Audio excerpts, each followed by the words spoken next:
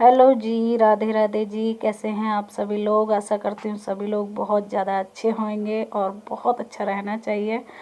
और आज है छठ पूजा, तो आप सभी को छठ पूजा की हार्दिक शुभकामनाएं। आज है दिन संडे का। तो ये देखिए, मैं 9 बजे सो के उठी। इतना ज़्यादा लेट हो गया। सोच रही थी सुबह में जल्दी उठूँगी, लेकिन तबीयत मेरी ख़राब चल रही है। रात में नींद नहीं आ रही थी। दवाई खा के सोई, 2:30-3 बजे के करीब मुझे नींद आई होगी रात में। और सुबह 9 बज गए उठते उठते।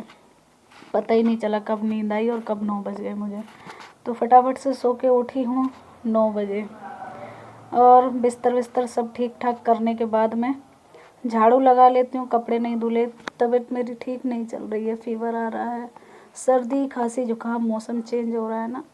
2-3 दिन के कपड़े हो गए। 2-3 दिन क्या, बृहस्पतिवार को कपड़े नहीं धुलती हूँ। बृहस्पतिवार से ही कपड़े नहीं धुले मैंने। तो बृहस्पतिवार, शुक्रवार, शनिवार 3 दिन के कपड़े हो गए हैं।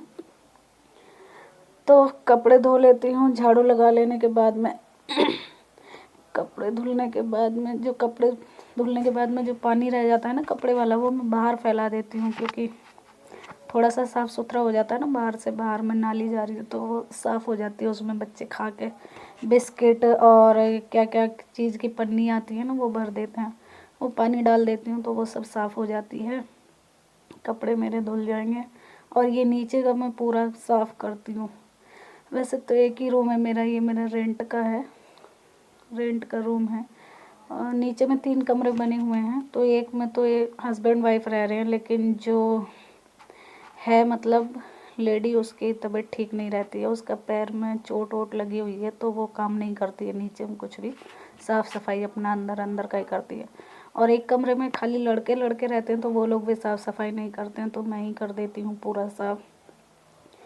कपड़े धुलने के बाद मैं पूरी करूँगी साफ़ सफाई। मैंने धुलाई कर दी आज। रोज़ में तो ऐसे ही झाड़ू लगा देती हूँ, पोंछा लगा देती हूँ, बस ऐसे ही लगा दिया, एक बार भिगोया, सारे में घुमा दिया।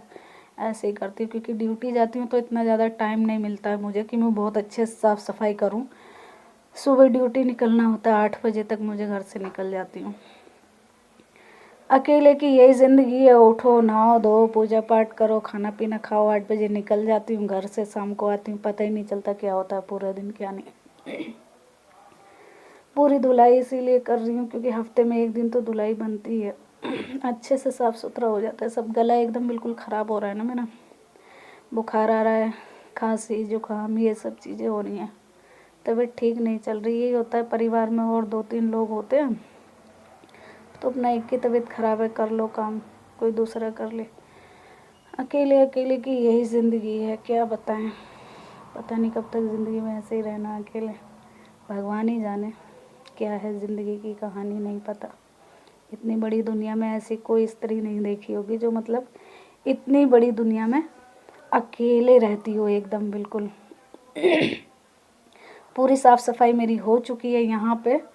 फाइनली पूरा साफ़ सुथरा कर दिया मैंने, और मैं नहा भी चुकी हूँ।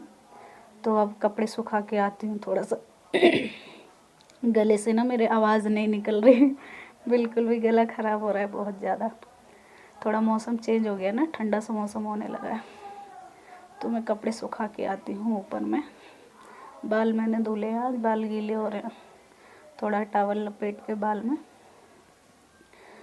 कपड़े लेके जाती हूँ सुखाने के लिए। मैं ऊपर छत पे नहीं जाती हूँ, यहीं पे थोड़ा सा एक जीना चढ़ती हूँ और वहीं पे मैंने रस्सी बांध रखी है, बस उसी में कपड़े सुखा देती हूँ, क्योंकि ज़्यादा जीना नहीं चढ़ पाती है। हाँफने लग जाती हूँ, पता नहीं क्यों थक जाती हूँ मैं तो जीना चढ़ते चढ़ते। इसलिए बस एक जीना ये थोड़ा सा चढ़ूँगी और यहीं पे मैंने रस्सी बांध रखी है, वहीं पे डाल देती हूँ कपड़े। तो फाइनली कपड़े भी सुखा दिए मैंने। और अब थोड़ा अपने भगवान जी से मिल लेते हैं। आज काफ़ी ज़्यादा लेट हो गया मुझे साफ़ सफाई करते करते। 9 बजे तो मैं सो के उठी थी और 9:45 हो गए यहीं पे देखो। अब अपने भगवान जी से मिल रही हूँ 9:45 पे। मैं तो मंदिर की साफ़ सफाई करी है मैंने। उसके बाद मेरे कान्हा जी हैं, उनको स्नान कराया है। शालिग्राम भगवान है, उनको स्नान कराया है। और बस स्नान कराने वाले मेरे पास 2 ही भगवान हैं, बाकी तो सबको ऐसे ही गंगा जल लेके ऐसे ही मतलब शुद्धिकरण कर देते हैं ना, वही। तो कान्हा जी का मेकअप करने के बाद में पूरा मैंने दिया जलाया है। और कार्तिक मास चल रहा है, तबीयत ठीक नहीं चल रही, पूजा पाठ ज़्यादा कर नहीं पा रही हूँ, तो श्रीमद् भागवत का 1 अध्याय पढ़ लिया है मैंने। और विष्णु चालीसा पढ़ती हूँ, यही मेरी पूजा पाठ है, यही करती हूँ बस। पूजा कर लेने के बाद मैं अपने कान्हा जी को मैंने पहले ही दूध और ड्राई फ्रूट्स का भोग लगा दिया है। अभी मैंने तो कुछ खाया पिया नहीं है। तो श्रीमद् भागवत का एक ही अध्याय पढ़ा है, ज़्यादा नहीं पढ़ पा रही हूँ। पता नहीं क्या हो रहा है, गला भी ख़राब सा हो रहा है और बैठ नहीं पा रही हूँ ज़्यादा देर ना, थक गई इतना सारा काम करने के बाद में। तो मेरी पूजा हो गई है कंप्लीट। आरती कर लेती हूँ, आप सब लोग भी आरती ले लीजिए भगवान की। जय हो प्रभु, सब ठीक ठाक रखें मेरे श्याम। तो फाइनली यहाँ पे मेरी पूजा पाठ हो चुकी है। अब चल लेते हैं थोड़ा सा अपनी पेट पूजा करने। तो आलू बॉईल किया हुआ रखा तो, और मेथी रखी हुई थी कटी हुई, तो मैंने इनमें नमक मिर्च मसाला मिला करके मिक्स करके रख लिया सब। और आटा गूंद लिया है, गैस जला के तवा चढ़ा दिया है। अब मैं इसका बनाने जा रही हूँ पराठा मेथी आलू का।